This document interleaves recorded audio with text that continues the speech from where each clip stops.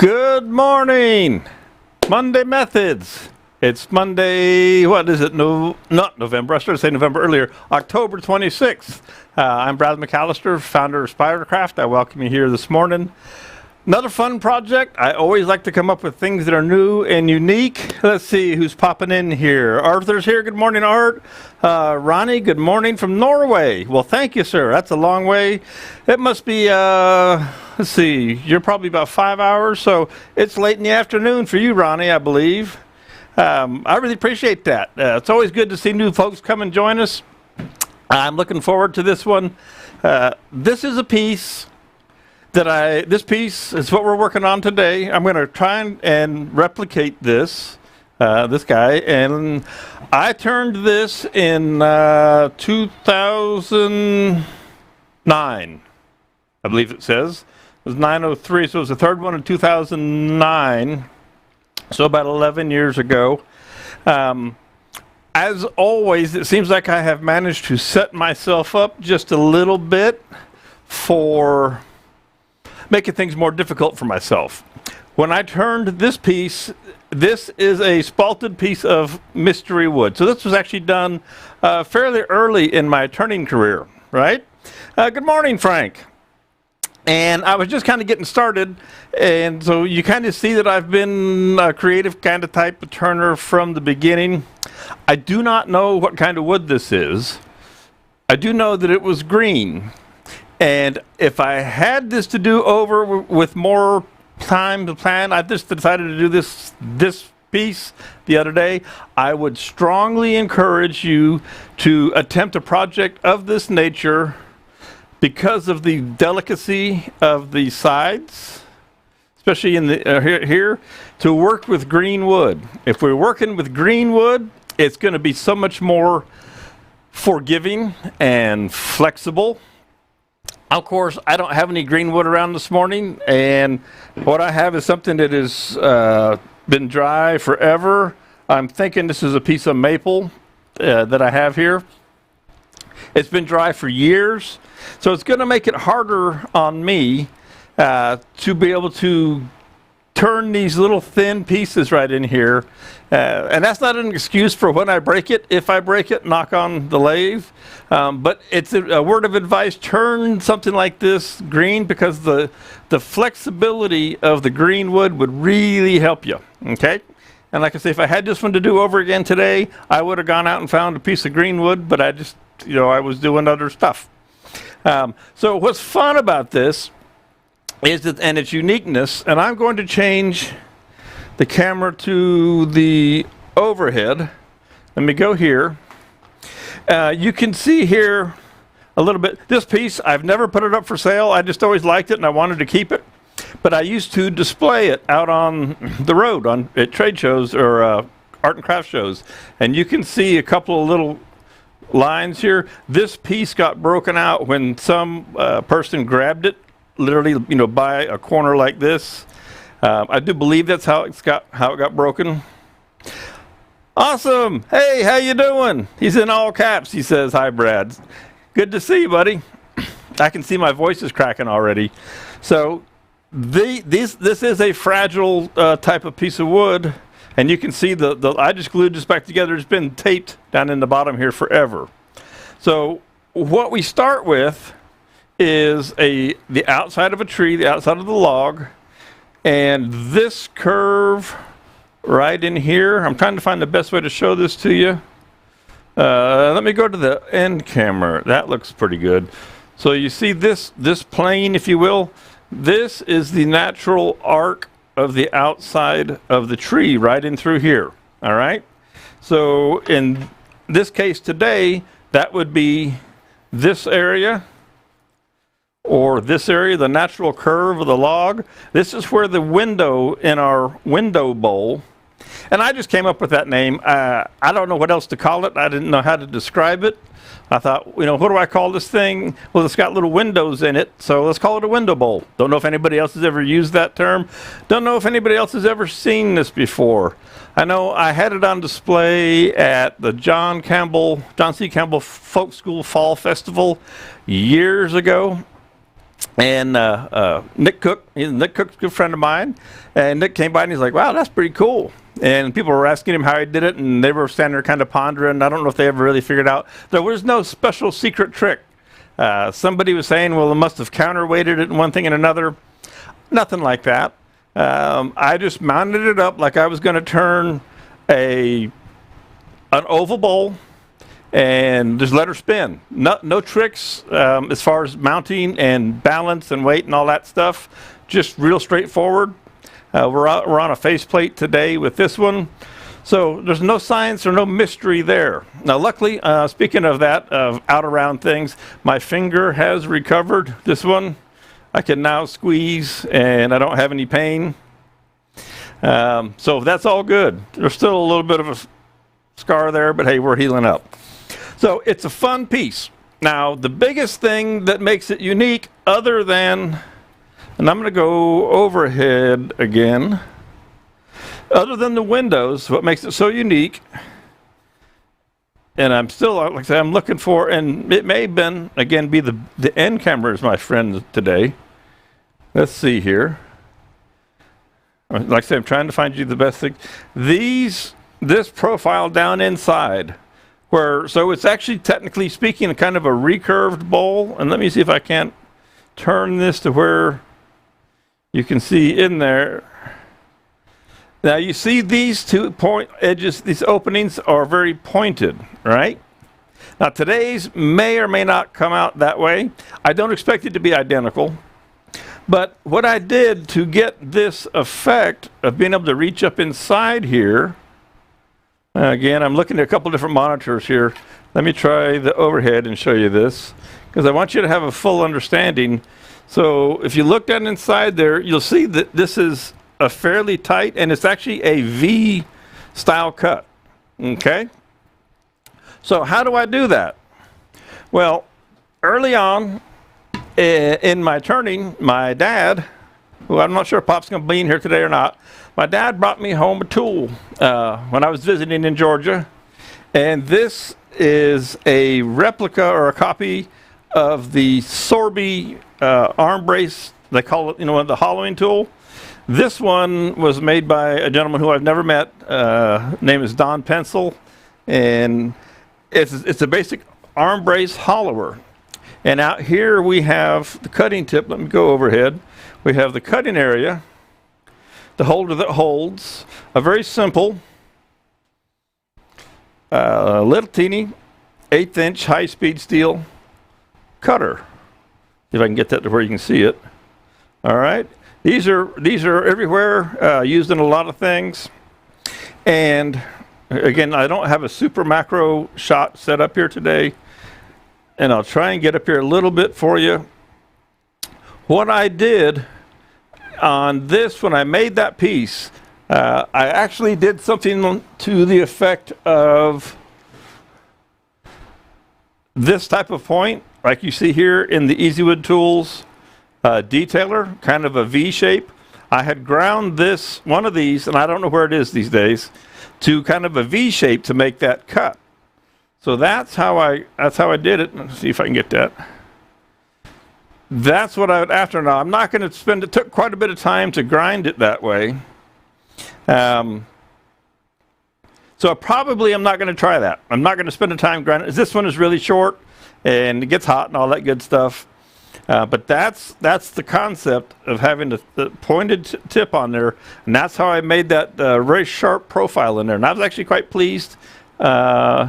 Pleased with myself, if you will say, for lack of better terms. Okay, so let's jump back out here and let's see.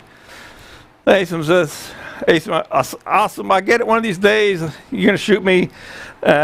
We do want to use, you're suggesting we don't want to use greenwood? Yes, I want to use greenwood on this project. It would be much easier to have the flex on that small spot. And you say, for second thought, that was a door handle pull for the COVID safety.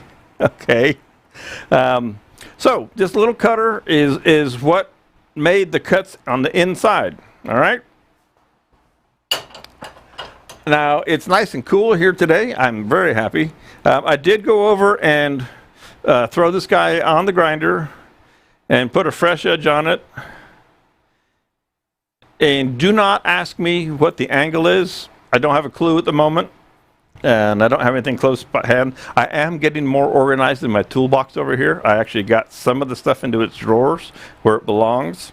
But I'm not completely organized, and somewhere I have an item, an angle measuring device, but at the moment I just don't know where it's at. So I'm just going to kind of stick this in here for now because we're a ways away from this particular tool, but I just don't want to lose that cutter, so we're just going to lay that out there, lay this up here, and I know you can't see this. There's nowhere for me to lay it around, but again, this is what we're after. I'm going to kind of leave it out here for a reference for me, so I can kind of look over at it from time to time. Again, this is only the second one of these that I'll have made or attempt to make. That's the first one. I haven't done it since 11 years ago. All right. So I always love a challenge. It's always fun. Part of me and part of Monday Methods is being true to turners in their shop and showing what works. And sometimes when things don't work, how do we deal with it? So if something goes south on me, that's okay. I like to show you how do we work through an issue and do the problem solving. That's just kind of part of what I like to present out here. All right, so I'm going to stick this, got a faceplate on it, just a little faceplate on there, and that's how we're going to mount this guy up. I'm assuming that you can hear me okay because nobody's been screaming that there's no sound or anything like that. And looking at the different monitors, the image looks okay. So I think we're fine there. Yeah, I figured you'd ask for the angle. I have found, to that point, that you can make the angle more and more aggressive, and it will cut better until it gets too difficult to control. And when I used to use this a lot when I was doing my hollowing, and it started out, fairly low angle, and then I made it more and more aggressive, and it went faster and faster, and to a point that it was then kind of uncontrollable. So I kind of started back in, back out. And so I don't know what the angle is. I would just kind of refresh it. I would just put it up on the platen and kind of set the platen to it and redo it again. So I'm sure you can go Google it up and get on one of the forums and ask people what angle to put on there. And of course you'll get 300 different answers. And any one of them might be right. So this piece of wood, I believe is maple. I believe, but I could be wrong. It's been around forever. I'm going to peel a little bit of bark off of it here. There was a piece that came off real easy. We don't want to get, and this is bug eaten. I'll show you the end here. So this is going to be a dusty one. Again, it's going to be kind of fragile. One thing I did find, guys, you'll be really proud of me. I finally found my rawhide mallet, my #1 hammer, after all this time, and I have my chisel, my handy chisel that I always use for this kind of work. So, after a year and a few months, I'm actually starting to kind of get organized. It's always something. Oh, but he dropped his chisel on the floor. So this has got bug holes in it, which is all fine with me. Now there are some cracks in here. We'll see how that works out. We'll see what we do to deal with them, if they get turned away, or if we have to fill them and glue them up. Any of that is possible. What I need, this is a good instance where if you had a stiff wire brush, which I do not have a stiff wire brush, I would brush this off and just kind of keep some of the dust down. Because I don't have dust collection in here, but I do have a ton of electronics and cameras and all that kind of stuff running. Wire brush all this nasty stuff off of here, especially in this one, because that would be a good idea. I don't think this piece is overly soft or punky, but we will find out. As usual, I'll use all kinds of tools. I'll use Easywood Tools carbide style cutters. I'll use my Carter & Son high-speed steel tools. I'll use some of my Sorby high-speed steel tools, the homemade Don pencil style hollower. So I'll use whatever's at my disposal, whatever works best. Any of them, this is the kind of project where you're going to have to kind of play with it and see what's going to work, okay? So first thing I want to do is keep my voice is the first thing. I originally kind of thought that this was flat on the ends, and I realized the first piece, it does have an arc to it on the ends. So we're going to just kind of clean up this outer profile right in here of our piece and make it, let's make it uniformly round, not round, but uniformly oval, because we won't touch the sides. And then we're going to make a tendon right here for this is our bottom, and then we'll get it turned around. And we're going to leave a good bit of this. And again, I'm going to refer to this piece quite a bit because it's been a long time. You can see where the tendon was here. If I go overhead again, I had just a small tendon here in the middle. Now, the other thing that I was thinking about while I was laying in bed last night is part of the process, I believe, is going to be to come up with this point. I'm trying to find the best way to show you this. This point right in here is kind of both the bottom comes up and the top comes down, if you'll see there. So I don't know, I think I kind of have this point right where my finger's touching, where my fingers are. That is actually probably centered more or less on the overall thickness of the piece. So that's something I'm going to work towards, and that will help me kind of determine where I want to go on this. Again, this is one of those fun, creative ones where you just kind of have to get in and work at it a little bit and see what's going on. So that's what we're going to do. Good morning, Jeff Peters. How you doing, buddy? You never seen one like that before. Well, that's me. I do a lot of things that has never been seen before because I don't know about rules and things like that. And when I do know about them, I don't follow them. Not that I'm a rule breaker, but I just like to, when I started turning, it was kind of what really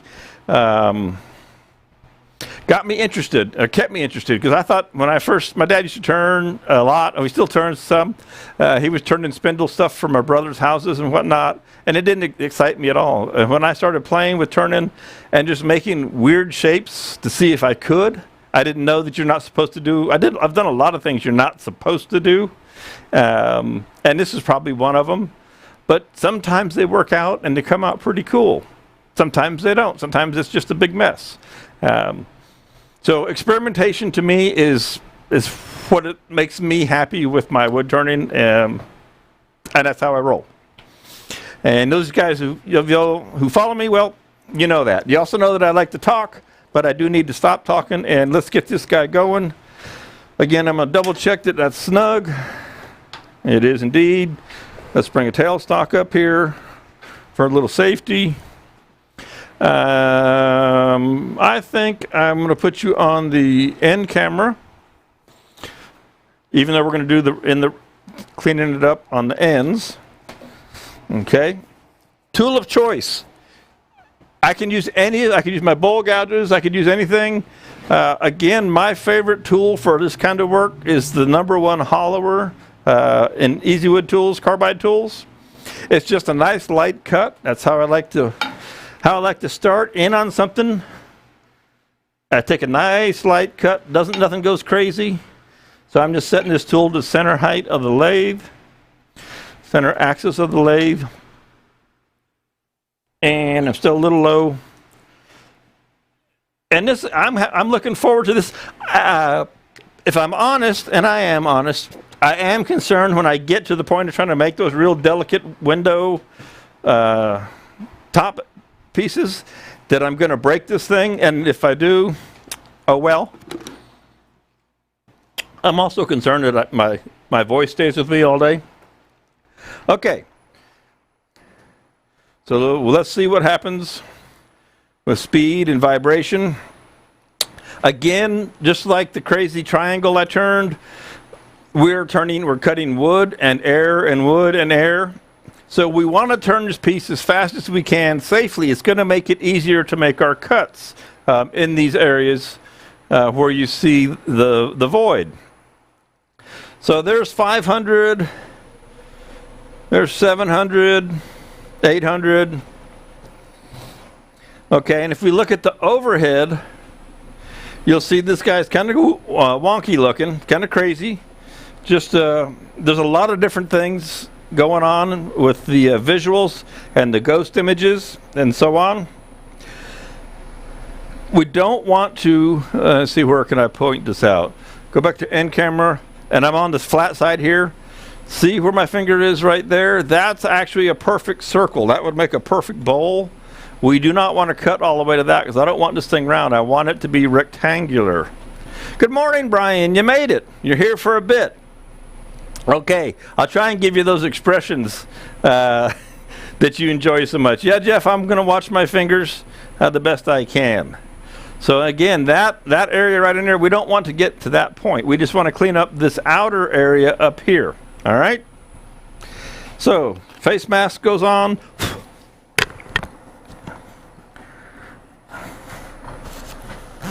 Tool is in, ready to go. And I'm just going to come in, and as usual, I stand to one side or the other. So I'm going to start in over here. You can see here's the piece. Here's the stuff that's going to go flying off. If anything were to go flying off, I'm out of the way. That's one of the things I like about this. Just make a habit of staying out of the way. Hey, Mom made it. Good morning, Mom. Hope things are going well up there. John Phillips, how you doing, buddy? JP, let's go get up on top of the Matterhorn. What do you think? Walk that ridge. Yeah, I'm with you. There was a time that I would have, but that time has come and gone, or as Jimmy Buffett says, that ship has sailed. So I need to go to, I was going to be on the end camera for you for this. Let me do the overhead after all. So I just want to come across here very lightly, couple passes, just to kind of see where I'm at.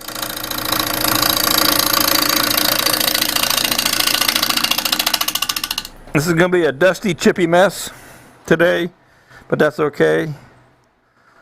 So we're cutting right here. The wood is a little, again, it kind of tears up, but this is what we're turning right there. And we haven't even hit this end yet, all right? So let's keep on going. And as soon as I get to both of them, I might switch over to the bowl gouge.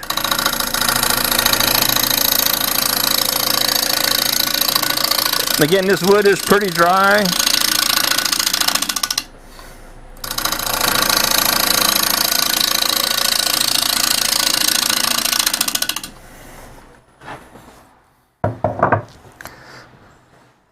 Okay, so that's cutting that one, and it's starting to cut. So we're starting to cut both ends. All right, let's switch over to a little bowl gouge.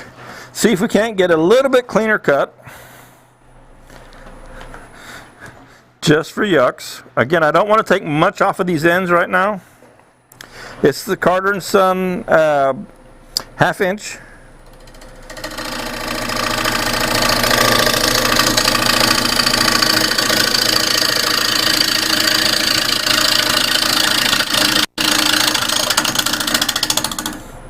I'll make one more light pass here.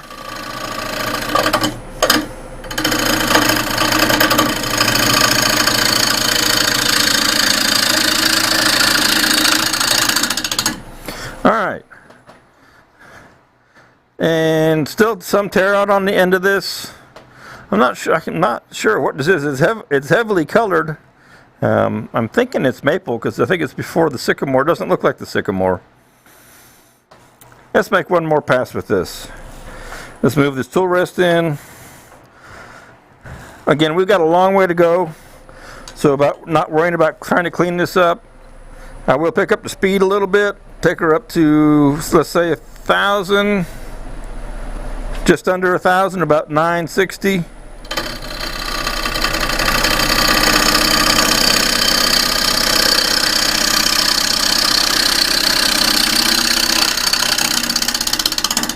Okay,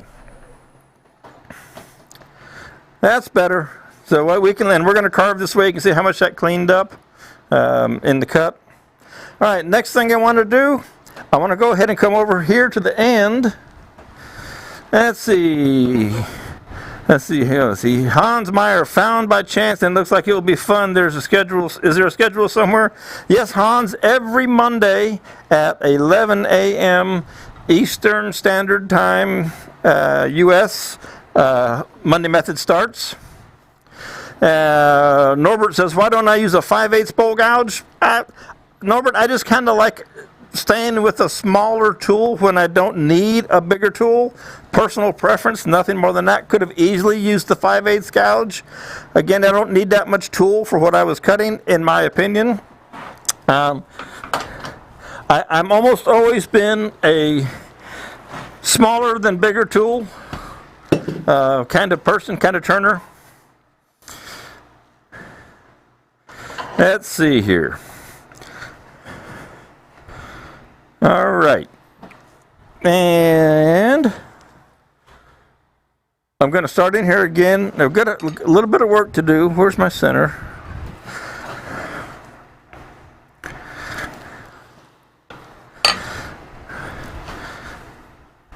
To make our tenon,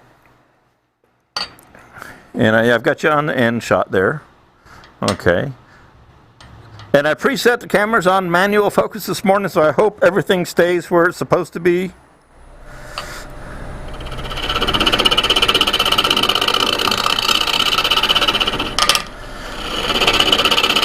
Hopefully this wood will be strong enough today for what we need to do. And I'm going to take my square carbide tool that I like to use for making my tenons, and I'm going to get my calipers out. As I've gotten organized, I've moved things around, but I haven't put everything in a new place, and some things I have put in a new place. There, I put my calipers out here on the table. I'm working on getting organized. Joe Martin, thank you for dropping in. Mad skills, very nice. Yeah, sometimes I'm kind of a mad scientist out here, but it makes me happy, and that's what this is all about, is having fun. All right, so I'm just going to get a ballpark idea of where I want this tenon to go. I take my square cutter, and okay, so way big there. Didn't have enough coffee this morning. That's a 2 3/8 inch tenon, and I just use my calipers like that.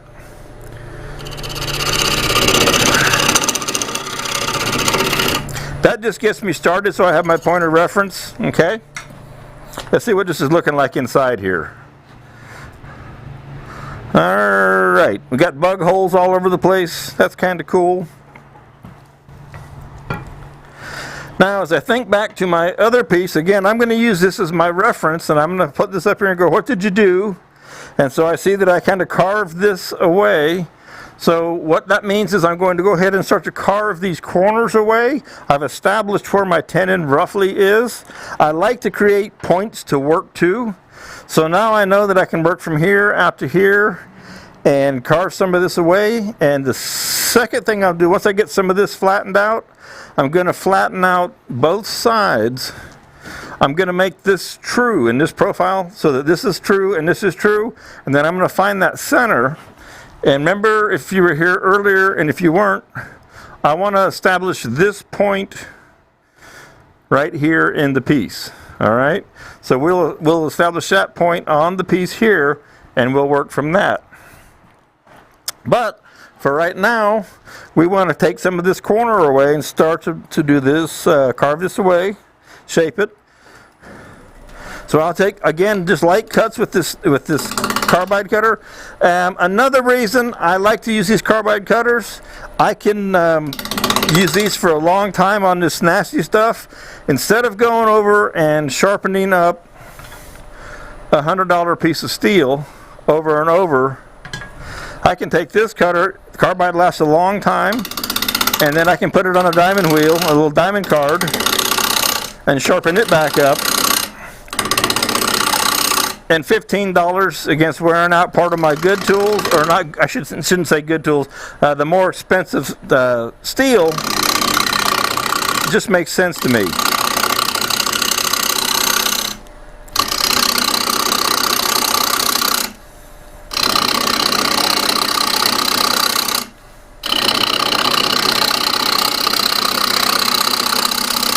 All right, let's take a look at what we got going on here. So this is going to be a wormhole city kind of piece, but that's all right. So we have our two flats here. What I want to do is I want to get this, before I go very far at all, I want to establish where my center is, right? So I'm going to move my banjo over to the back side and just get this true, because I don't know how far to cut on this side yet, if that makes sense to you. So we're going to jump over here on the back side, turn it by hand, make sure everything's good, and we're just going to get this flat or true. I'm not worried about the rest of this in here in a moment.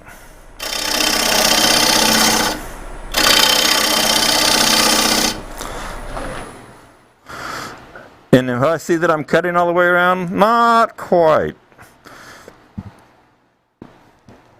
But I'm looking here, do I need to cut all the way to there to make that center? That's kind of my, yeah, so this may, that's going to go away. This piece will move over. You kind of have to try and think down the road, is this line going to end up over here? When I look at my other pieces of reference, I did not have a flat right in here at all. It was right up to a point, so that's okay. Again, if you've just come in recently, this is the second one of these that I've ever made. So it's not like it's something I've done 100 times, and I made it about 10 years ago.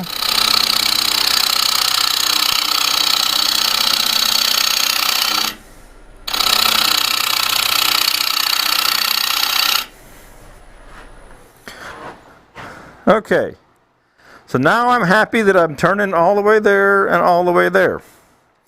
So that tells me that my center is now findable, if you will. And I'm in the overhead there, so I'm moving the banjo over to the side. What grit diamond stone do I use when I sharpen the carbide? I have a 300, I've got them all, but I use a 300, 600. And I usually, if it's dinged up at all, I'll do the 300. Otherwise, I just use the 600, Brian. Okay. So, I'm never one really for measuring things too much. So, I'm going to just kind of come in here and look off of the center, look and make a cut. Like so.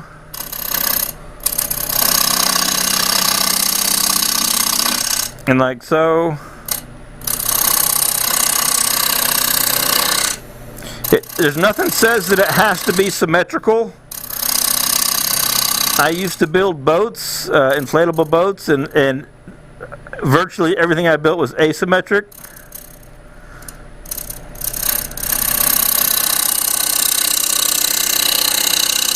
So I've never gotten caught up in the has to be symmetrical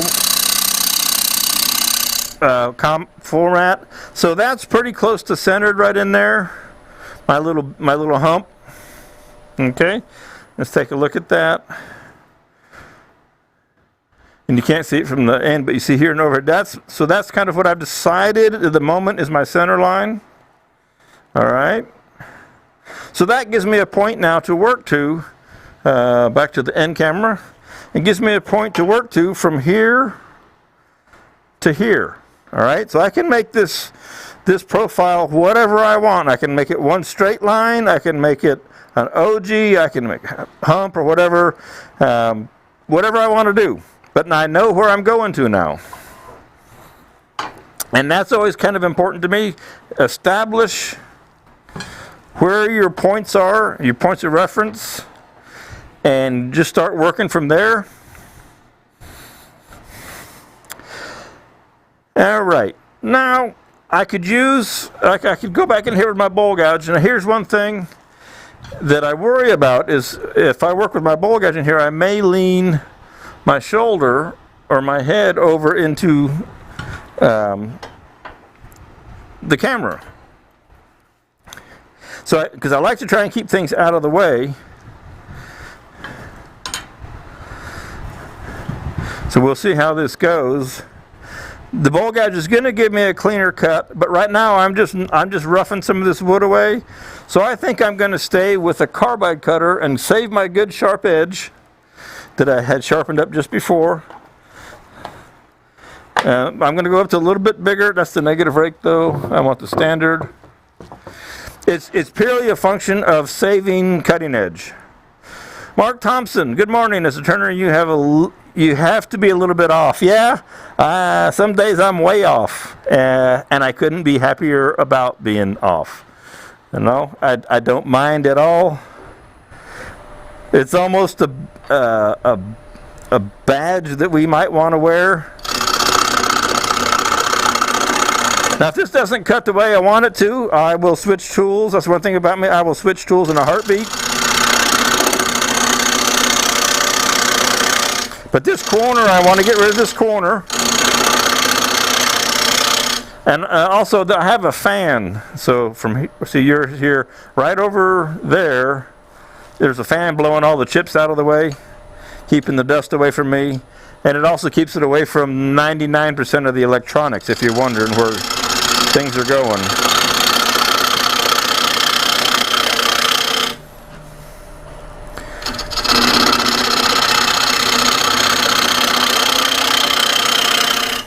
Who knows what we'll get today?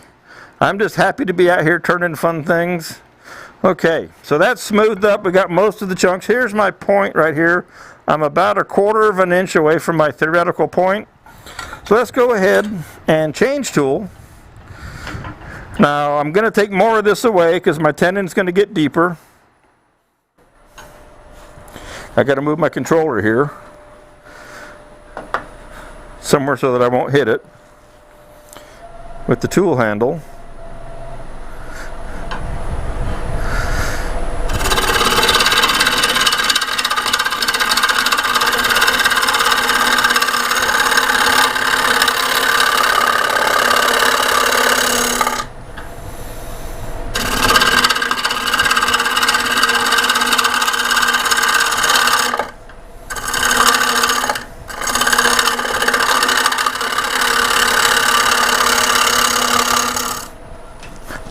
So I still left myself a little margin there.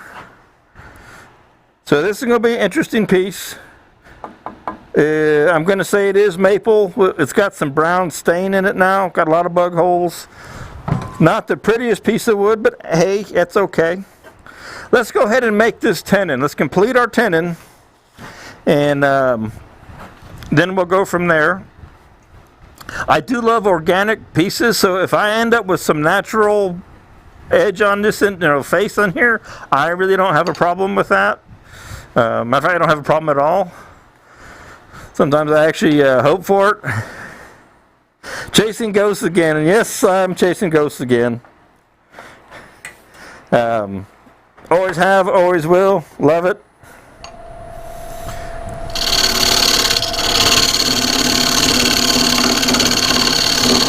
Using this mid-size cutter, the CI2 square from Easywood, just makes making a tenon easy because I don't have to measure anything.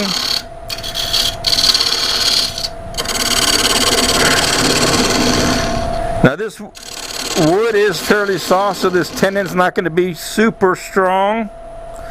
I do know that, unfortunately.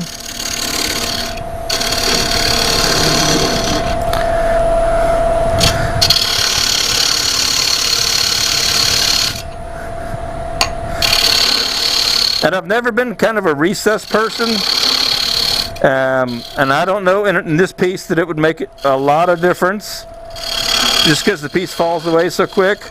But all I need to do is come back to the back corner of this cutter, and that'll be the right length for my tenon. Okay. So I want to make sure I have a nice flat shoulder here, just like anything else we do. That's 101 for my jaws to sit on. I want to make sure this is slightly concave.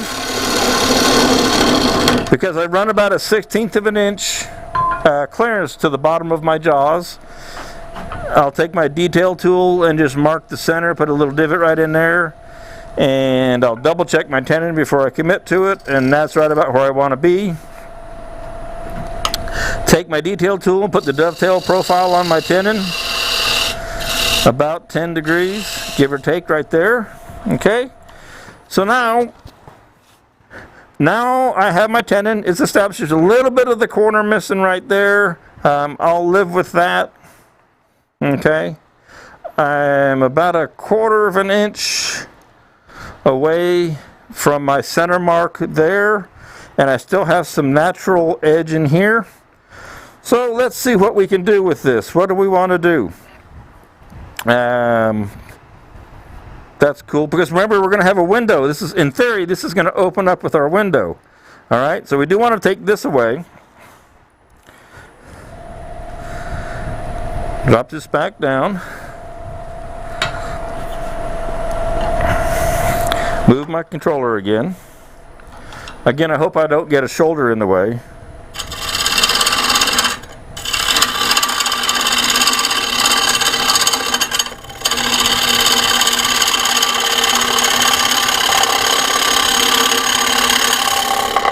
And I kind of liked having the little swoopy thing going on. Let me stop this for a second. So right now, this profile, go to overhead. Right now, this profile is just in one pitch, one angle. And not that I'm trying to mirror this exactly, but you can see this one, it kind of has it's a little bit flatter here, more of an almost an OG style. So we can play with that a little bit. And I think I will. And I'll leave it in the overhead for you now for this. And I'm going to move in on this a little bit, because I only need a little bit for my jaws and my chuck to sit on.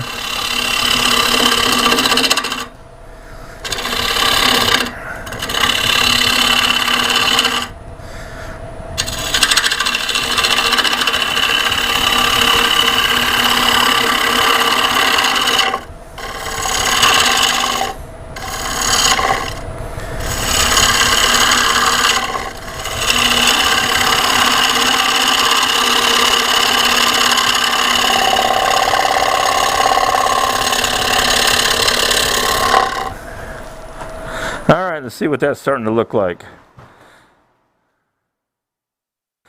Still doesn't have as much to it as I would like. It is cutting fairly smooth now. One thing, as I said before, I do like to actually use a smaller tool, which sometimes really throws people, but it's just me. It's not always the right choice. I play with the different things and see what I get.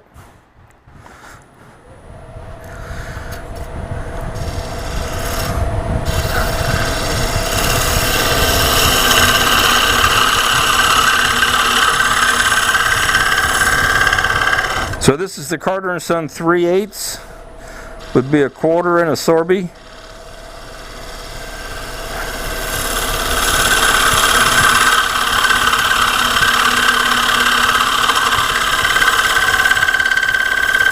Now it's pretty easy to get a nice smooth cut in here. I mean, this is great. Now out here where I'm not supposed to stick my fingers, and I'm in the overhead there, we go to the end camera. That cut right there is really nice and smooth right up to that line. Now it's going to be harder when I get out here to the bouncy area. So I'm going to go ahead and take my speed up, because I'm not getting any vibration now, and see if I can't come across the openings and get a little bit cleaner cut. Okay, we've got we're not we're at about 1750, 1760.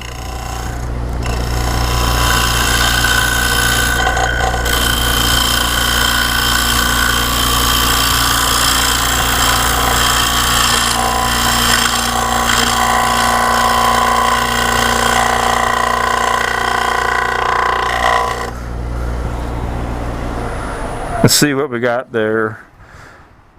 Not too bad. A little bit of tool marking in there. We've got the bug holes. We've got our natural edge going on there. This is a transition where I just started that second cut. Okay. I do want to get the bottom to where I want it, where it's going to be before I turn it around, because I don't want to have to come back in here. Okay. So let's see what we want to do with this.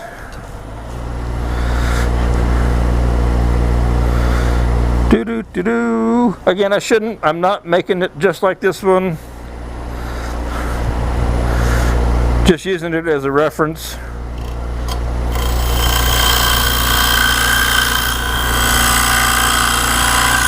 Hope my shoulder's not in the way.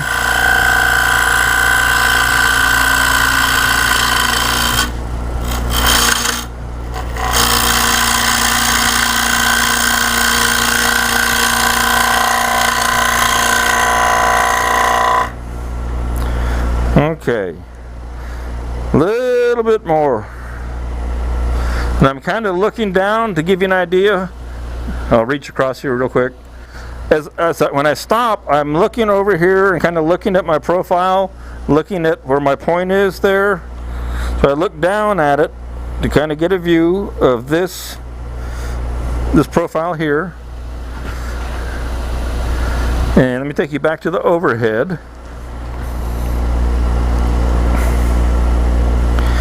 And I've got this idea to kind of do this one a little bit different than the other. So I'm going to leave this line here.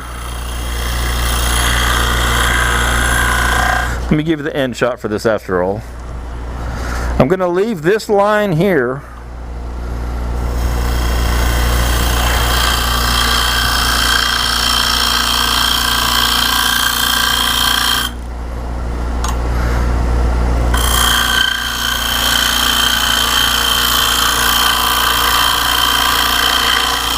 Now, it's better if I don't stop, but I get that build up and I really kind of want to see what I got going on here. So I'll just come back and pick that cut up.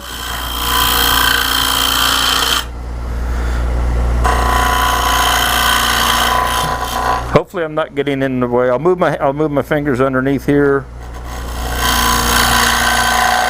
You don't want your bevel to rub, so I'm just floating off the bevel. The bevel's not really touching.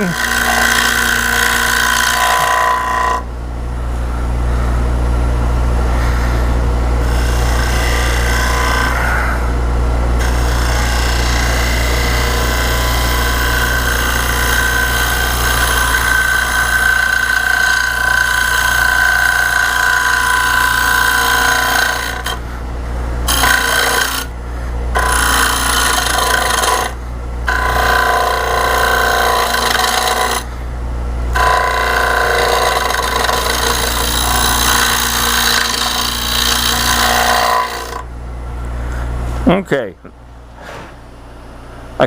I'm starting to like that. Wait for it to stop, Bradley. Should learn your lesson. So this kind of rolls out and then goes flat right in here. Okay, now I'll do something with this transition right in here. I'm not sure just what. Hans says, did you start with the wood with those edges off? Could it be just used to use disc of wood to outboard on this project? See if I can figure out exactly what you're asking. Did I start with the corners, edges off? Yes, these edges that's the natural curved edge of the outside of the tree, Hans, if that's where you're going.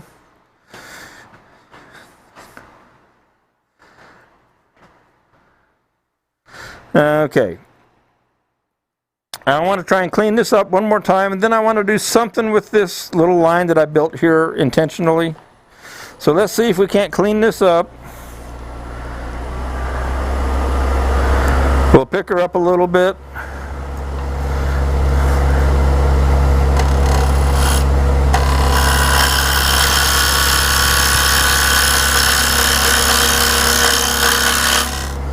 So I picked her up to about 2,000 there.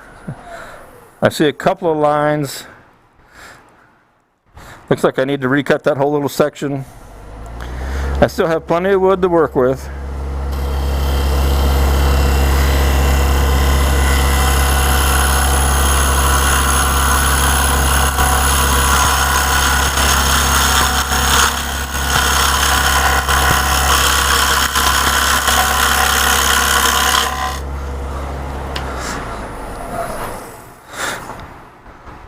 Okay. I'm getting real happy here. I'm right up to my point. So I'm happy with that. I haven't overcut to this line right up in here. That makes me happy. Okay, what do I want to do with this? So I might want to leave it there. There's nothing wrong with it at all. Do-doom to-doom as I think about it. What do I want to do with it? I might leave it just like that instead of messing with it. Maybe I'll give this a little more lift. So I'll just kind of come in here and just change this profile just a little bit. Just to kind of change the way this base lifts up.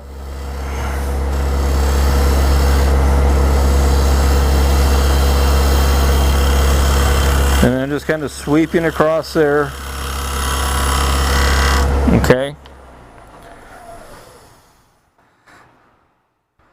All right.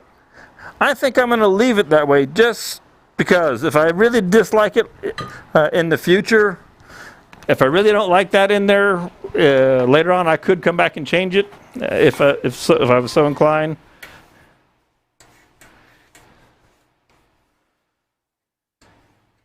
Hans, yes, you could use a round piece, but I want it to be oval. That's part of the look that I'm after.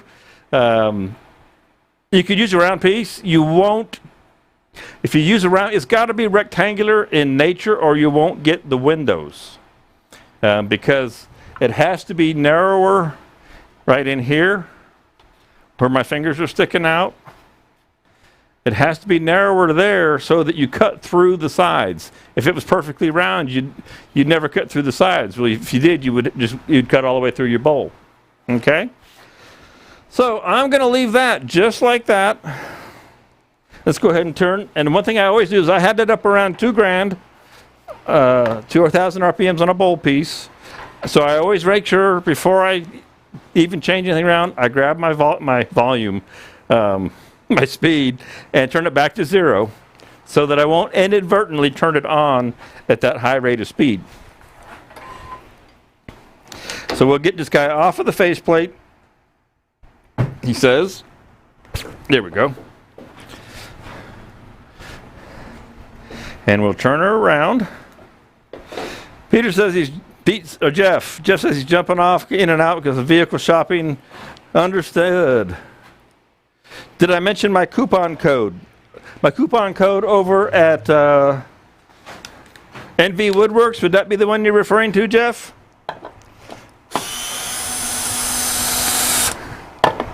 I was thinking about doing that, and I kind of jumped off my mind, out of my mind for a second there, or for a while.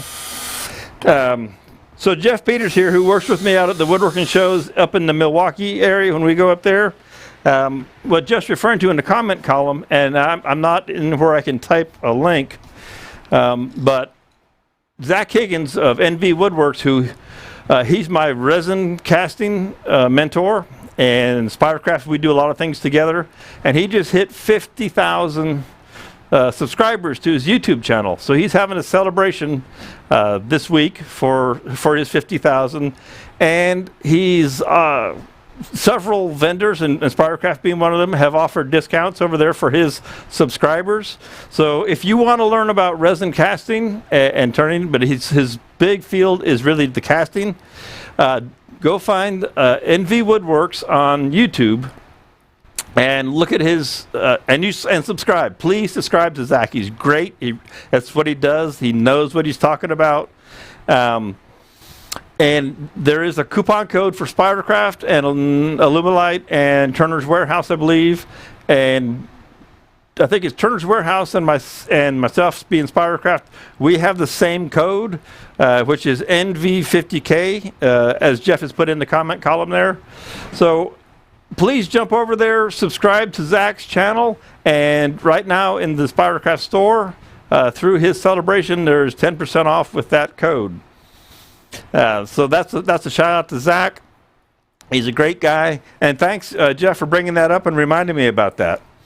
But if you'd like to say, go over there and subscribe to NV Woodworks, and if you haven't subscribed to the Spiracraft channel, be sure and subscribe to Spiracraft channel if you're watching here on YouTube, or jump over to our YouTube. When you're over on YouTube, go to Spiracraft, subscribe, click the little notification bell so that you'll know that whenever we're putting something up, that you'll get notified. Okay? All right. Over here in my drawer, I'm so far ahead of myself. I know I don't have a camera to show you. I have I'll show you. Well, no, it's not that big a deal. I've got my chucks and my jaws all organized over there now, which is all good and cool. Back in my toolbox from the road, that's been out in the warehouse. And we said 2 3/8. I'm slowly getting reorganized on here in the studio. So Art says, Hans, angle cut the sides of your round disc to get the defect. Yeah, you could just you could take a round, if you had a perfectly round blank, you could just take and cut off the two sides off. Just take something with 2 parallel sides, lay it on your round blank, draw the lines, run it through your bandsaw or whatever and cut it off, and it would get you an oval. Okay? Because as you can see, this one's still looking kind of round, but we have we have some flat. Not as much as that piece. So this one is going to be different, but hey, everything is different. There's never any two the same. All right. I didn't know what that one was going to look like when I started making it, and I don't know what this one is, how it's going to come out, because I don't have a lot of flat, but this is pretty cool. Because when I open up these side windows here, go the overhead. When we cut through right in here, all right, that's going to make it interesting. Now the other thing that's going to be interesting is that this is my theoretical center point, and it doesn't have much of a window there. So I may change that. I may curve this up and leave this point. I may make some changes. That's the one nice thing about wood turning, is you can always change your mind as you go along. So that's just in there. Excuse me, kind of snug, not super tight yet, and I just want to make sure that it's spinning true, and it is. It's spinning nice and true. Okay. So we'll go ahead and snug this guy up.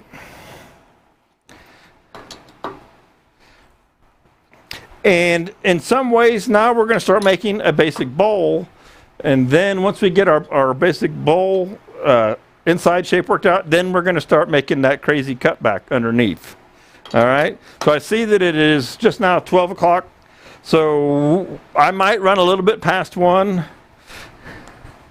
You know me, actually, those of you guys who come here with me every Monday, sometimes I'm right on time, sometimes I'm a half hour long. I don't get too worried about it. I try to keep it to 2 hours. Steve, yes, congrats to Zach by all means. He is a fantastic guy. Yeah, I'm not going to lose my flask because I'm not turning anything in here. All right. So back to the overhead here, or the front shot for a second. So we're set up. I would normally bring my tailstock up, but I think I'll just go ahead and work on this bowl end section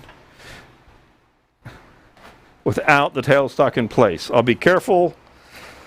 Let's see what speed we like. Again, I don't know how strong this wood is now. I have a 2 3/8 inch tenon. It's a nice solid tenon.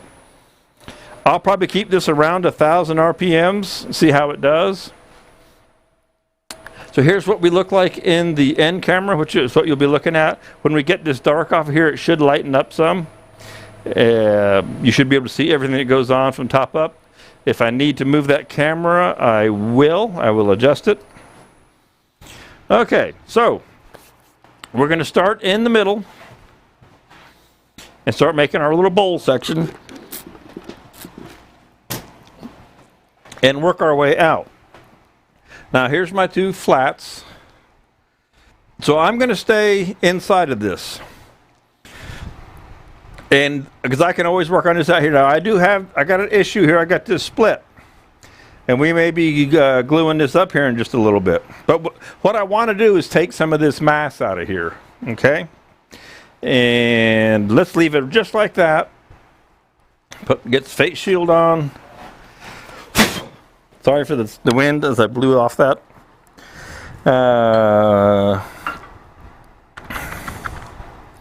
Again, I'm just going to take a piece of carbide to rough this out. Why waste another sharp tool? I'll keep those edges for what I need.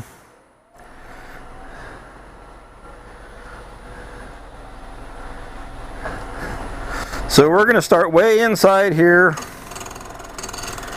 somewhere in here.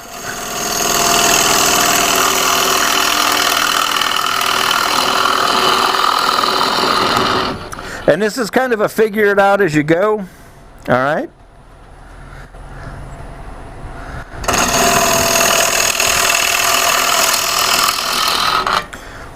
Now I'll grab a bowl gouge.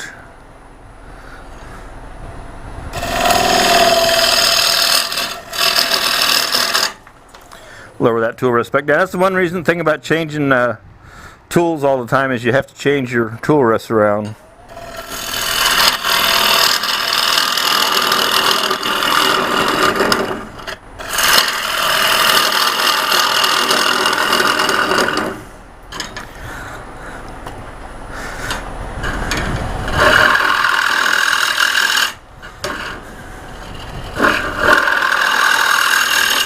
I just want to get the general nature of what I got going on here.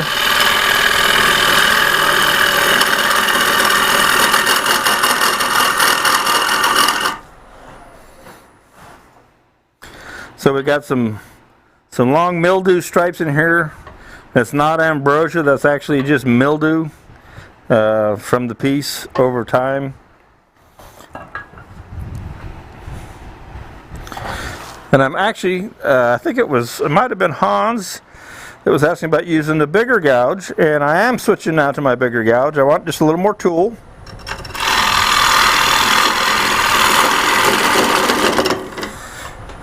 So you can see this wood is not super strong.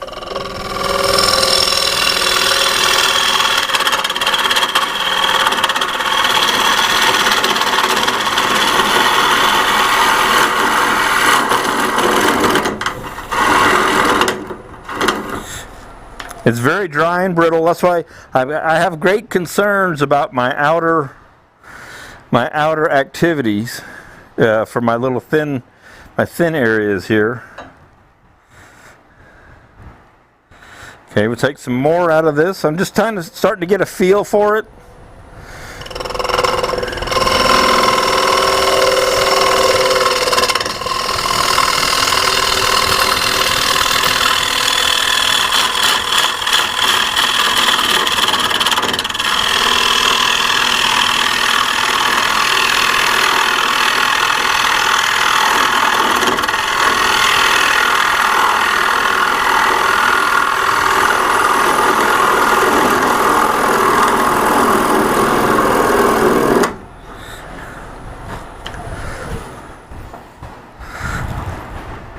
Okay. Yepper depper depper. And I want to leave a little extra down in the bottom. It looks like I should probably change this camera for you. It's shooting a little high, so I'm going to put you on the overhead camera for a second as I adjust the end camera so you can see a little bit more of the piece sitting there.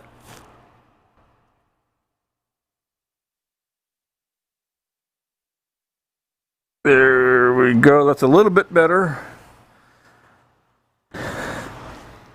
And that should do the trick. So you can see inside here a little bit more. You can see inside the piece. Alright, so now I've taken a bulk out of here, but not everything that's going to go away. Now I want to work on this top profile. So I'm going to come out here to the corner and think about how I want to shape this. What do I want to do? I'm going to keep an eye on this split right here, which hopefully is not tied to that line right there running through this.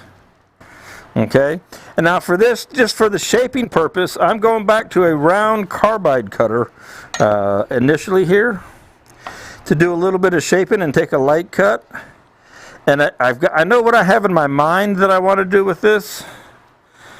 So we'll see how this goes. I'm going to take some of this corner off. And because of that crack, one, I'm going to stay out of the way, just so you can see, I'm over here working. All right, so if something happens to this thing, I'm nowhere close. I'm over here, and then I'll start to move over a little bit closer, like so. But I don't want to be over that unless I need to get in here and look at a profile, okay? So,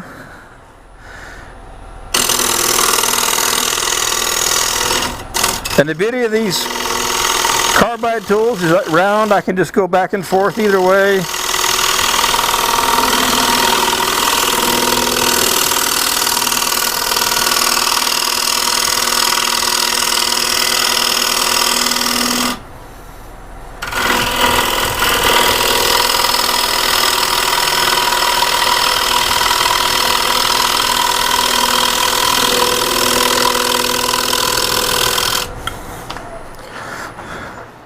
Now the next question is, I think about this, how far do I want to have to reach to get to make a window, all right? So it's not very far, it's about 1.25 inches, give or take, here on the sides. But remember that I want to have it uniform inside, so I want to go pretty deep in here, so that's kind of a long way at the moment. I think I want to clean this up some more. I got a weird flat right there that I don't really like, although it may end up staying. This edge I like. This edge is exactly what I want. This edge has that other funky little flat there, and not sure what I can do about that. It may be the nature of the beast on this one.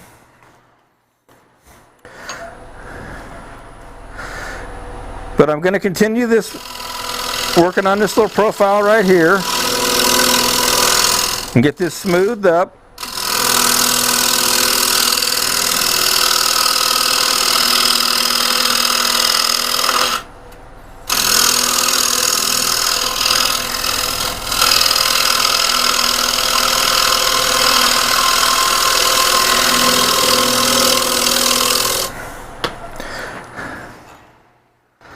Okay.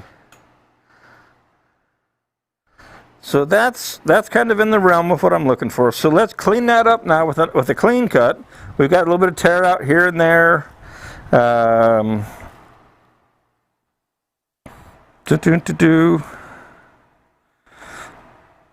worked myself into a bit of a corner here, but that'll be okay. There's nothing that says that I have to go all the way out here with my cut. Even on this one, the cut actually stops right about there where this finger is. So you can't, it's really hard to get all the way out into that sharp point and of the end. Just depends on how bad you want to work at it.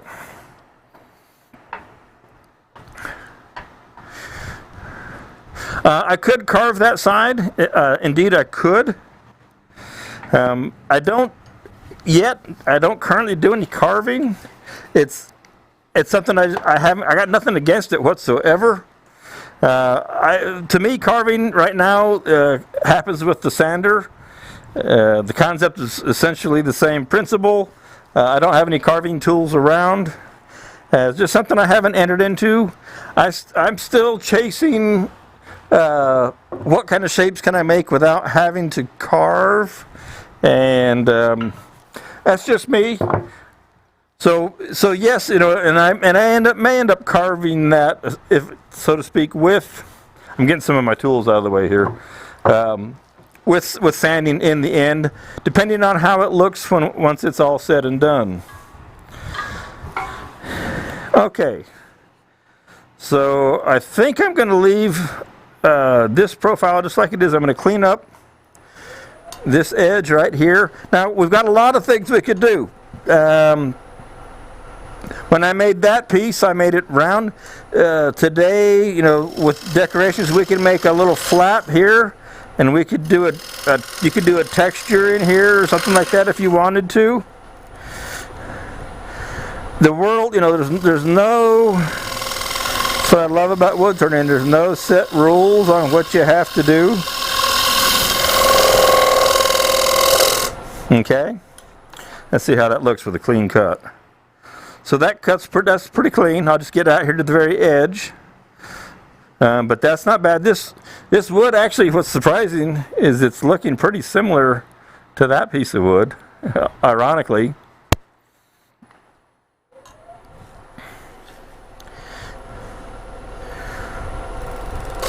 So I just want to clean up this out here. Again, I'm not a fan of sanding. I don't ever really sand here. Excuse the cough. Just because it takes up time. So I make them as clean as I can, and then I stop.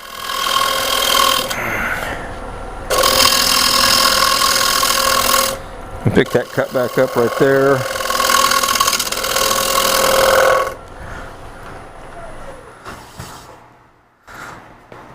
Okay, so I like that funky little profile there coming off the top.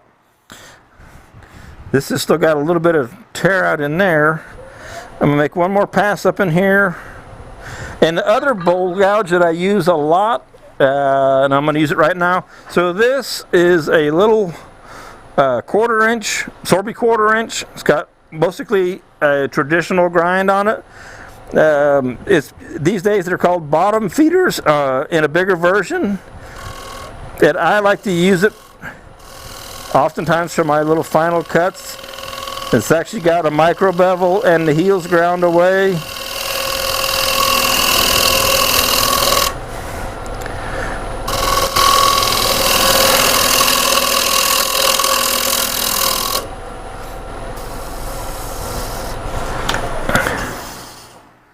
So I did put a little ring right there, that's okay. We'll take that out. I've made this right in here, I have to be careful with my fingers, fairly thin.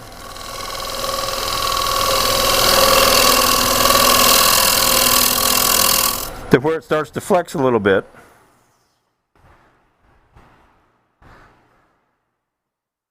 And I'm going to glue this up. We're going to do this here in a second. So what I'm going to do is I'm going to glue it up right now. This is because I have a knife edge right here. And literally when I show you in the overhead, this is come to a knife edge. Now I can turn that away or whatever if I want to, but I need to deal with this crack right here. I don't want that crack to give me trouble. So I have a product that we are working on that is not actually available to buy yet, but it's coming. I could use an epoxy. I also have a 2-part epoxy that we're bringing out. Now normally I would put some finish on this, but since I'm going to turn it, I'm not going to put a finish on it. So I'm going to pack this crack with a powder. And I'm going to pack it in there, and I'm going to go around to the other side, and I'm going to do the exact same thing. But we do have a new 1-to-1 epoxy that is coming out. It's 1 part hardener, 1 part the resin, and the resins are colored. And I think I might show it to you next week. I always get in trouble for talking about things before I should. This is a small enough crack that this will do the trick for what I need to do. Okay. And I'm going to take a little bit of thin CA. Again, I don't normally like to do these unless I've sprayed some finish on it, but since I'm still turning on this, and then I'll just hit it with everybody's favorite of accelerator. And because that color that I chose right there is very similar to the wood, it doesn't make such a pronounced repair look. And I'm going to rub a little bit more one more time.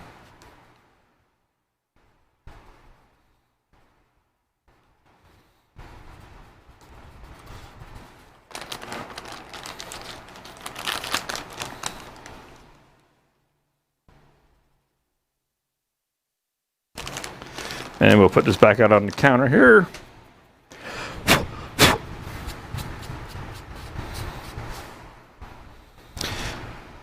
Again, I'm really not a huge fan of CA. It's never been one of my favorites.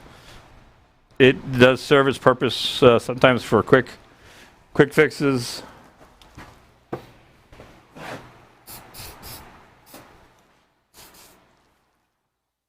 Okay. Let's make one more pass of cuts across here and see if we can't get that where we want it. And then we will call that good. Because we want to start making windows here.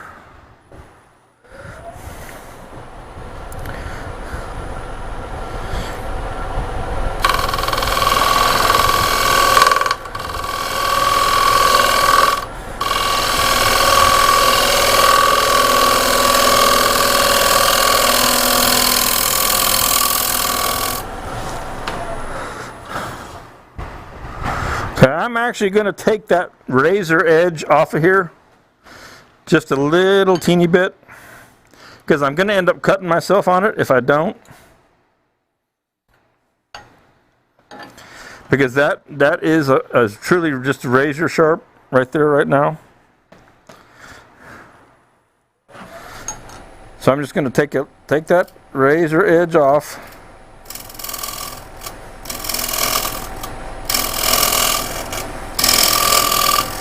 Just enough so I don't hurt myself. It'll cut a big hole now instead of a nice, sharp, clean, deep one. Okay. When? I can't answer when. Bradley, where can I find out when your weekly demos are? This one just popped up since I don't look at Facebook daily. Don, subscribe to Spiracraft on YouTube, our YouTube channel. You will get a notification if you subscribe and click the little notification bell. It's every Monday at 11 a.m. these days. If you follow Spiracraft on the Spiracraft page on Facebook, you should also get a notification of a post when we mention Monday Methods. YouTube, again, is where you can see it, and you should get a notification when it pops up. But just mark it in your calendar. Like if you're like me and live on a Google Calendar, stick it in your Google Calendar. It reminds me that it's Monday morning some days. So we're always on Monday morning, 11 a.m. Always just check our Spiracraft page. Sometimes something comes up and I don't get the opportunity. I've got to go somewhere and do something. And I'll say, hey, there's not going to be a Monday Methods this week, so on. And that all happens on the Spiracraft page on Facebook right now. There is an events page on spiracraft.com. I do not keep it as up to date right now as I should. So Facebook, Spiracraft is the place to, or Instagram. Our Instagram account, the same thing. I post everything to Instagram and Facebook. And again, subscribe to the YouTube channel and you'll get the notifications. Because you can always watch all the replays. There's probably 40 of these. I've been doing them for a little over a year now. There's probably 40 of them up on the YouTube channel. So I hope that helps you out. Okay, so time to get in here and start working on this mess. All right. I want to clean this top up. I still got some, let's see if you can see here. I got some kind of tear out right in here. This chippy and chunky stuff that I don't care for. So we'll get rid of that after I take a sip of water. Looking at 12:24, might run a little long today, but that wouldn't be the first time.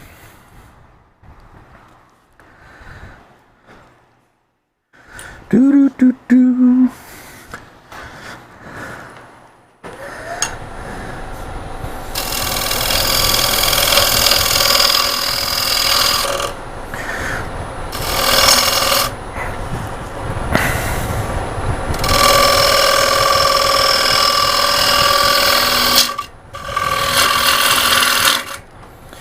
And let's go to a bigger,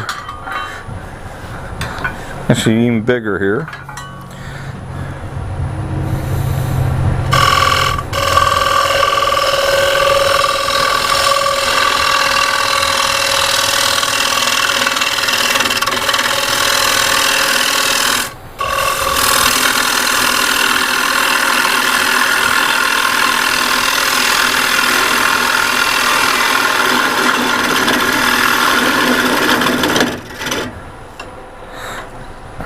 Don't you love it when your tool rest isn't quite tight enough?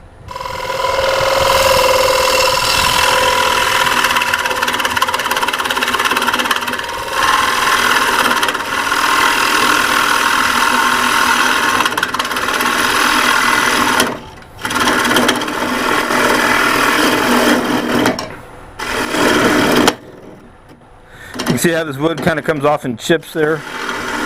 This tool was freshly sharpened. But I think that's all we need to do for now. Now we want to start cutting back into our windows or our V. Okay?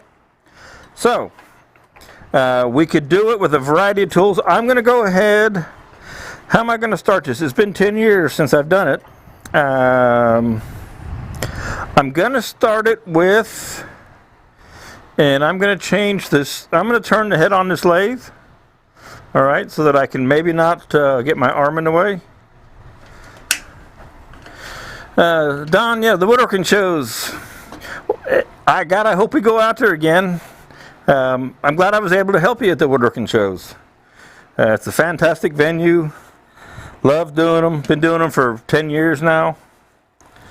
Let's see if I put that right about there. You can still see in the camera because I want you to be able to see inside here as I work. And what I think I'm going to do is with my little round cutter again. So like I said, you can see I change tools a lot, just depending on what it is I want to do. And I'm going to start with this. Before I go over to my little teeny cutter.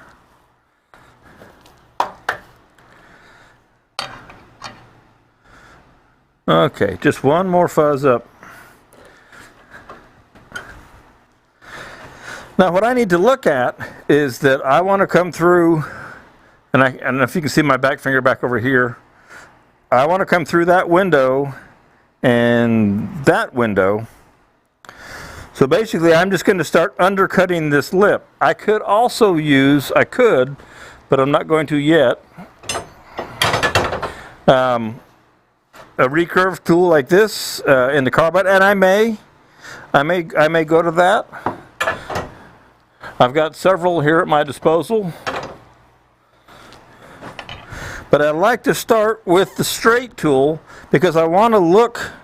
And what I'm kind of doing is looking and finding the angle, this angle right here, that I want to come through here at to know where it's going to be. And I'm going to bring it all the way around to the other side, and that goes right into the window. So that kind of helps me know where I want to be. And I'll hit go like that. And I'll just kind of start to work this open.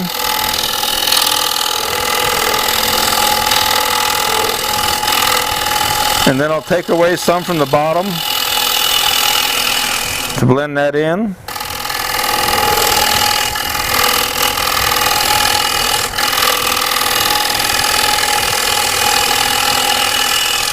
And in the overhead, it's a little bit out of the picture, but you can see here's what's going on. That's how I've got things set up. I've just got the lathe turned off to the side. The tool is coming in. God knows whatever angle this is. One thing about these round cutters, and see I'm in the overhead. One thing about these round cutters is you don't want to load them past halfway, or you don't want to load them all the way up to 180 degrees. They don't like that. They start to vibrate.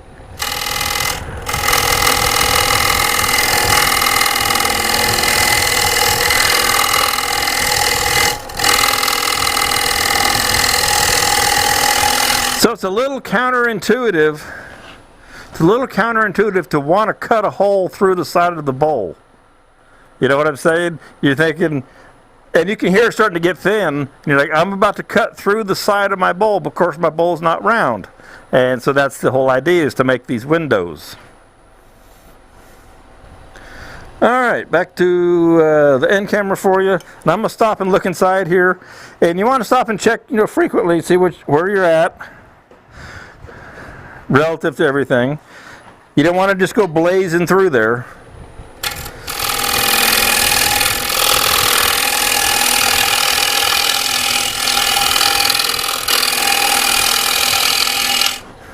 And I also want to make sure that I don't cut through the bottom here. I want to come out through the window.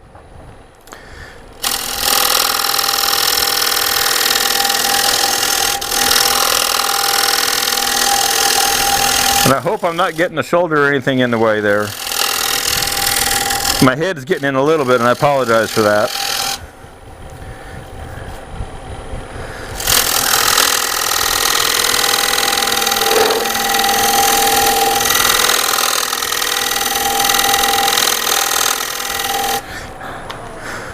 So stop often and check. See where you're at. See how you're doing. Okay.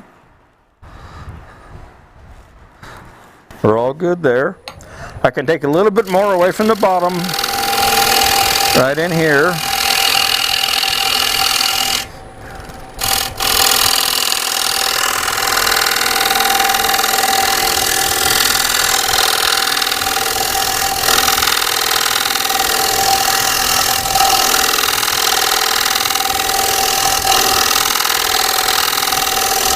Okay, so now let's change gears,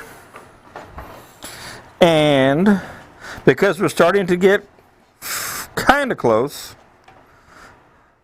and we're going to bring out, pardon the reach, our cutter with the high-speed steel 1/8" square stock on it, and that's what we'll start to cut with. And I'll have to make some adjustments.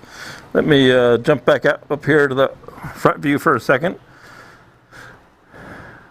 I want to stick this out pretty far so that that it's still held. And this cutter is getting short. Again, I planned this out really well. When I got a brand new cutter, not. And I'm going to see how my reach is, if I can reach in here with this, what's going to happen. It's going to be close, but I think we'll be okay. Because I'm looking, let me go to the end here for you. I'm looking at the round holder, and this rim, I may have to cut this rim back a little bit. But the reason I want to start using the tool with the arm brace, I want to be sure that I'm holding on to something pretty solid, so that when this goes through, if it catches, I'm pretty well locked in. Holding just a hand tool, I have a higher risk of the tool catching, jumping, bouncing, doing all kinds of crazy things. With a lot of leverage with the arm brace, I feel much more secure. Okay. Everything looks, I'm about centered up there. All right, so let's give this a go. All right. Mark Thompson says, back just in time. Everybody loves a train wreck.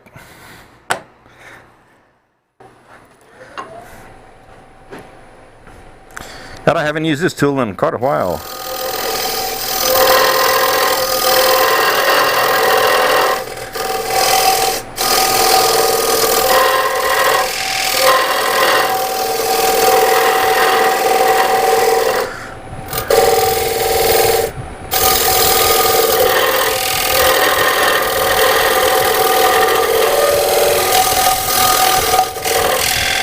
I think I'm going to take a little bit of this away right here.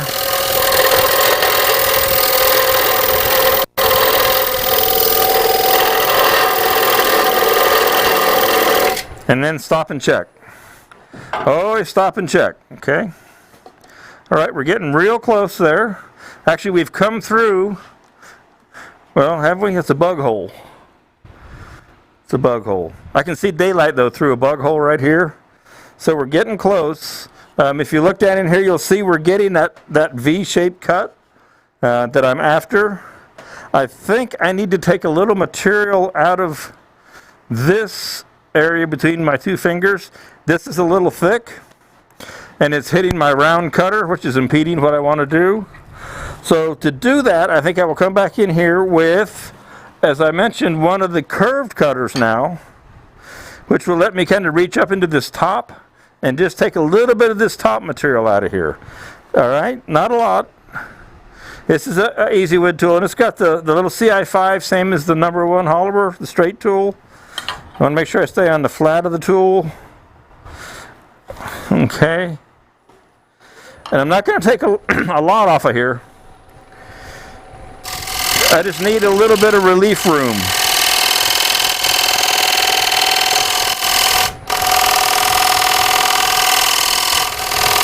We'll shorten that up just a little bit.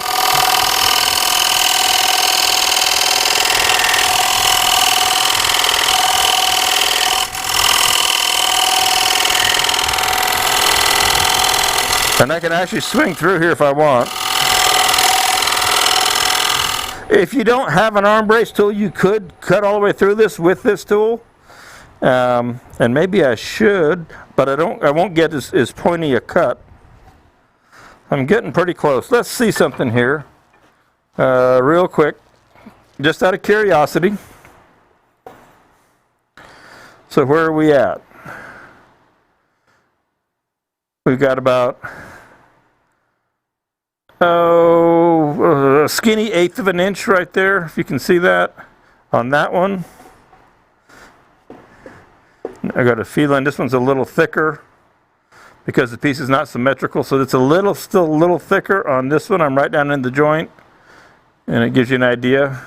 So that's about where we're at, because you do want to creep up on this. You don't want to just go blasting through there and lose control. Okay, so let's go back to our arm brace cutter now and see what we can do.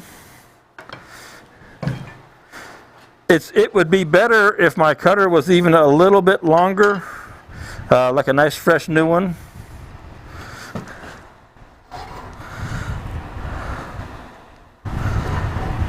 But this looks like it will do. I think we'll come through. We'll see. This is the part where I wish this wood was green. It would give me a lot more latitude.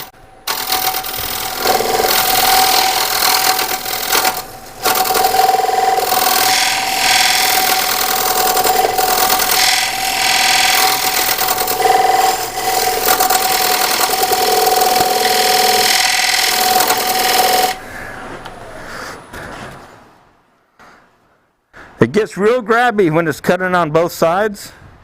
So I need to go ahead and open that up a little bit. I need the relief.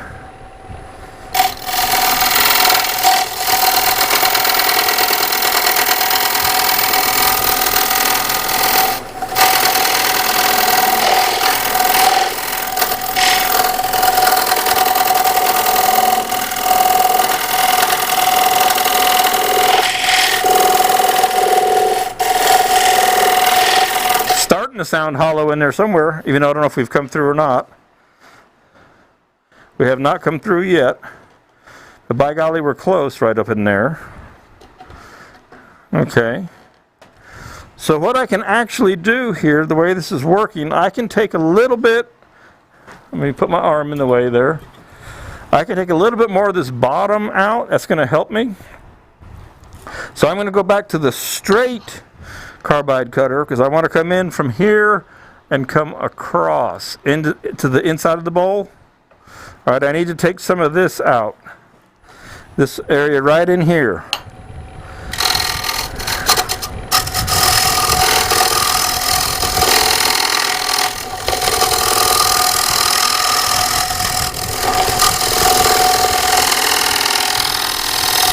I wish I had a light shining way down in there. It's pretty far in there though, in the darkness.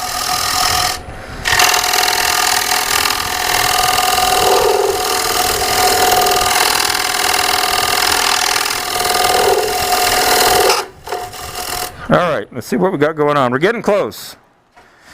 We're getting real close.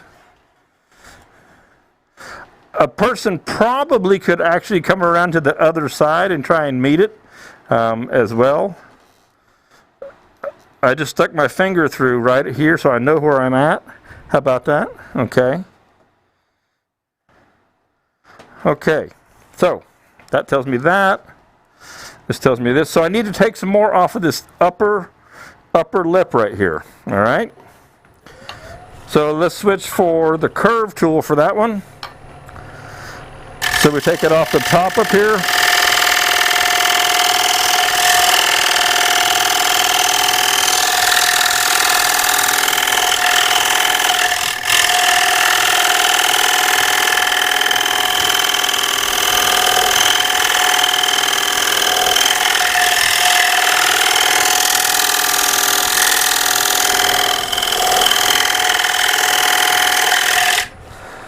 You can hear it's super thin, and I made myself a little more room up at the top, and that's all this running right in here. Let me go to the overhead for you. So this section is just about all the way through. I mean, I can put my finger through it, I can push on it right in there, if you can see that popping up right there. And this one is pretty close. It's a little bit thicker than the other side, so our holes won't be exactly equal.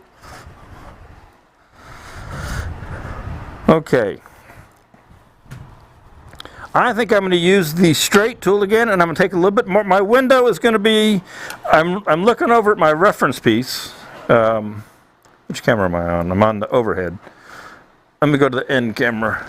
Looking at my reference piece, I'm realizing that my windows are pretty far down around the bottom, if you will. So that's okay. I was trying to have had them in my head up a little too high. So we're going to go ahead and let this open up, possibly here on the bottom.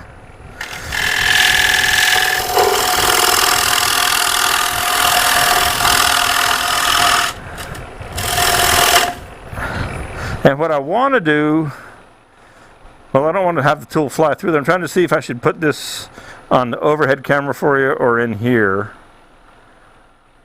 I think I'm going to put you back on the overhead for a second.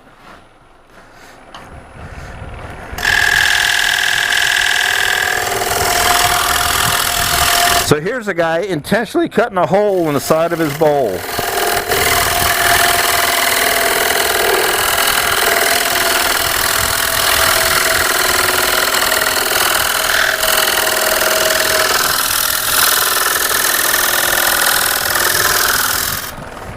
I know, and you can't quite see that. So it's starting to come through right here. Okay. So that's come through. That's opening up our window. This one's not quite there yet, but it's getting pretty close. All right.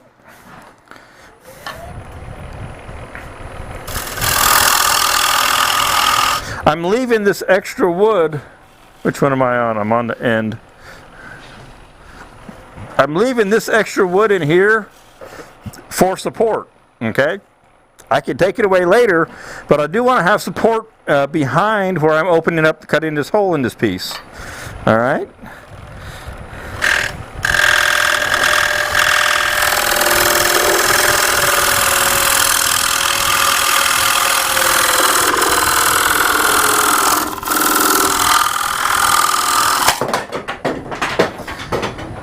And that's why you stand over here where I was standing. So I was standing right here when she just did what she did. Of course, I knew it was possible. There's no way in the world I was going to be standing over here when I did that. All right? Because part of it went all the way over there and part of it went all the way over here. And that is the risk of making these crazy pieces. Let me get my goggles off. There we go. So as the window opened up, obviously it blew apart. Don't you love it when a project doesn't always go the way it's supposed to? Although we have a nice little platter here. So let's see I don't know where the parts went. It looks like it went into a lot of pieces and parts. We've got some nice cross section here, so I'll get this stuff dug up here. And what brand arm brace? Well, that arm brace is somebody was a private made. Don Pencil. I don't think he makes them anymore. At least you didn't break my. That's right. I can't break my window. My window's made out of plywood. I'm going to change camera for a second. I'll walk over out front here and pick up some pieces. Let me go to that end camera. Let's see what we can find so I can show you. We were so close. Had this been green wood, remember my conversation from the beginning? Had this been green wood, that would not have happened. That's a wedge. That's not that. Oh, there's a piece way over here. You won't see me turning a piece like this out at the woodworking shows for that very reason. I might have done it in green wood, but not in wood that's so dry like this. There we go. So there's one half. I'm not sure where the other half is. But again, like I said, I couldn't reiterate enough about being out of the way because I knew that it had this kind of potential. And I was turning, I think I'm turning 1,000 RPMs, give or take. 12 and a quarter. So, that's above the 1,000 explosion rate.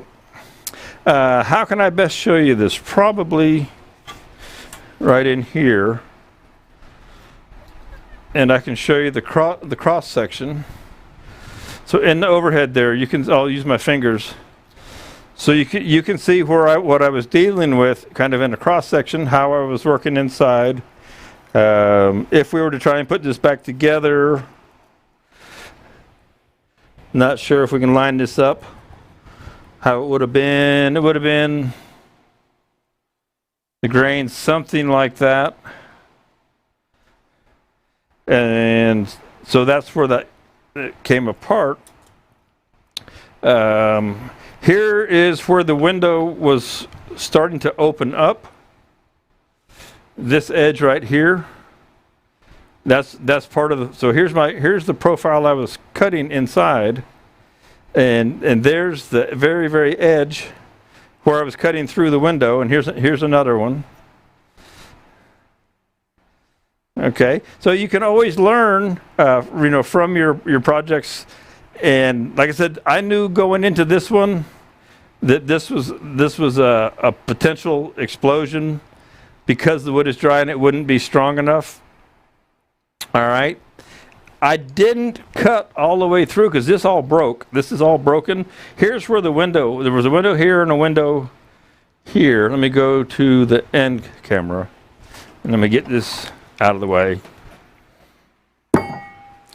So here's a top and bottom, or left and right. They were the windows, and this just broke. Now it was thin. Don't get me wrong; it was quite thin here, but maybe the tool caught. Maybe there was just enough friction in there and force, and that's why I was leaving this extra wood here, so that I had as much strength as possible in the piece.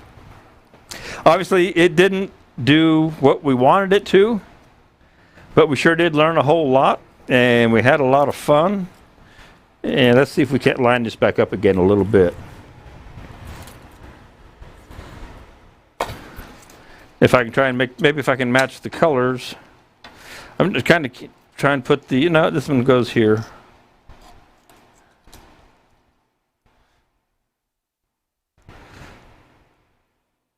So I may have cut a little too much too low, unless I got this going the wrong way. Oh yeah, that was my top up there, wasn't it, dummy? There we go. So it was just enough as I was coming through for it not to do the trick, not to stay together.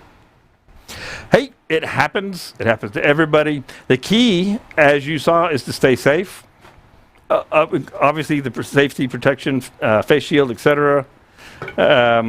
But I was over here. I was working over here. It went like that. And I said, hey, look at that. It went away. It blew up. But I was nowhere close to it. At that kind of speed, there's no way I would have been standing over top of this thing looking at it, seeing what was going on. That's when you really get hurt.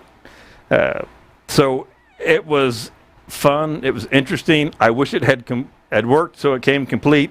And we had another one of these. Again, the statement of working with green wood would have made it much less likely to explode because this piece was so dry and whatnot. Let's see what's Mom saying. Don Pencil was from California. Been there years ago. Dad and Billy. Okay. My dad got it for me, so I don't know much about Don Pencil and where it came from. I know he was involved with the club up in North Georgia when he got me that piece. Let's see. So it's 12:51. Got about 10 minutes. If anybody's got a variety of questions of any kind, I'm all ears. I'll be happy to answer any kind of questions. Obviously, I'm kind of done with my window piece here today. I do have a nice little platter here that I could do anything with. Like I need another little piece of wood hanging around. I've got boxes and boxes of them. Art Miller says, I got to give it a try. I just got not some honey locust green. Oh, I just got some honey locust green. Well, it'll be strong. It's green. Could work. Could work indeed. It's like I say, it's a difficult project to do. That's why I don't think you see it much. And it might be why I haven't done it in 10 years. Again, like I said from the beginning, I think green wood would have made all the difference in the world on this, because I would have. Now, if I just overcut it, if I cut it too thin, I kept checking. But if I got too thin in the wrong spot, then I just cut through it. And if so, then all the green wood in the world wouldn't save that from happening. So if you make the wrong cut, you make the wrong cut. Maybe I can use the new epoxy. It's awesome. I think I'll just throw it away. But yes, I could use the new epoxy.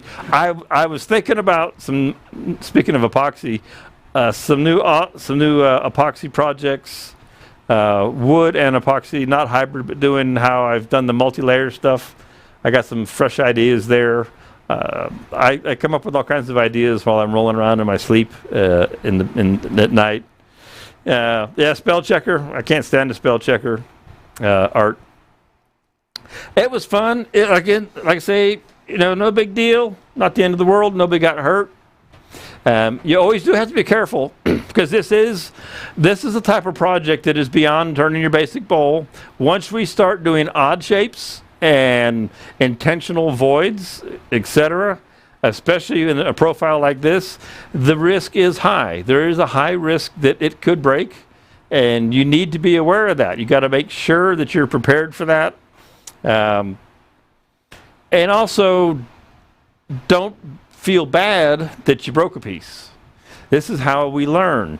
Every time we have something that doesn't do exactly what we want it to, or we overcut somewhere, okay, the next time our little brain hopefully remembers and says, hey, double check. And you saw me, I was checking pretty often, so I was comfortable, and I say hesitantly comfortable and confident. I was comfortable. I was somewhat confident that I wasn't overcutting through the piece where I didn't need to. Again, I know I was concerned about using the round cutter and having the bigger friction area. So a lot of concerns, a lot of different things to take into account there on why did it happen. And I think there's more than one reason. Let's see what's going on in the chat here. I could use a new epoxy spell checker. Maria says, how do you dry it if you turn it green? Won't it warp? Yes, it will, and you don't care. Because once this warps, nobody knows. All it does is go more oval. All right, it's already oval to start with. And the size of it, warping will be fine. Nobody will know. It just adds a little more to the character. It's not going to, for the most part, it's not going to warp like this. It's just going to shrink from the left to the right. And the end grain is not going to move much. And the sides are going to come in. It's going to get a little bit narrower. So you don't worry about it warping. On pieces like that, they're thin enough. Put them in a paper bag, let them dry, and they'll be perfectly fine. It's an offering to the turning gods, firewood. Yep, some of it just goes away. Actually, a piece like this, what I would do, I'll actually save this. It's got a good sized tenon on it. And let's say I was working on one, I wanted to return this piece or another. I don't have anything in here right now. I'm going to show you super quick since we got a second. What would I do with this piece? I would use it as a reverse chuck to take a tenon off, just as a jig piece.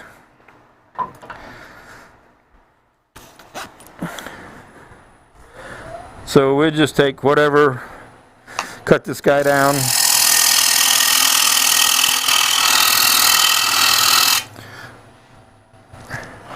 I don't know what it'll take to go inside that old piece.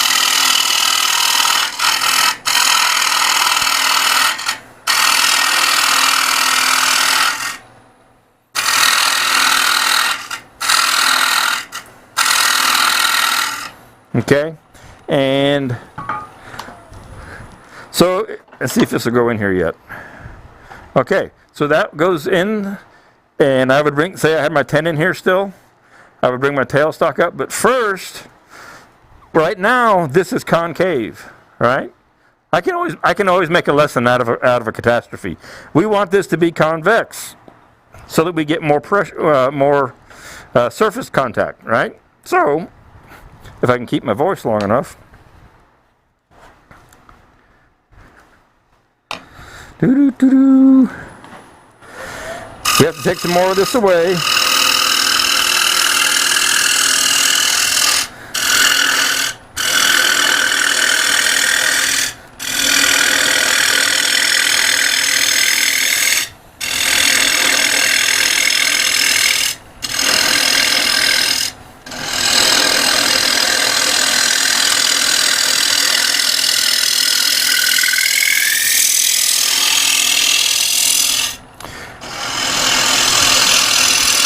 So now we have about a 5-inch disc that is convex, and it will give us this much surface area to contact on the inside of a piece just like this. We bring our tailstock back up because we have a tenon on here. Bring our tailstock up, turn that tenon down to a little cone. I don't have anything to stick in here right now, no tenon, but that's what I would save a little piece like this. That's what it's for. Makes a great way to redo that. All right, get back out of the mask. Let's see. Awesome. Remember to look. I took some of your shavings and cast in resin. That was fun, but very dangerous with the shavings acting as sharp blades. Had quite a few cuts all over me when I made the vase out of it.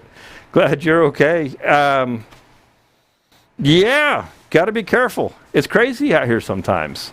And I don't advocate ever doing anything that you don't have a concept of the potentials that could go wrong. You see too much stuff on YouTube or too many pictures in the social media groups of some guy with his nose and his face all sewed back up. For whatever reason, it happened.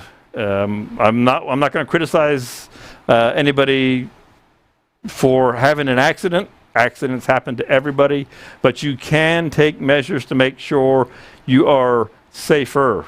The nature of woodturning, making a basic, simple bowl has some element of danger to it, some element of risk. Not a great element on something simple and basic, but it always has to be assumed there is something that could happen. The further out on the spectrum we go of doing crazier things or more difficult, more challenging things, the more that level goes up.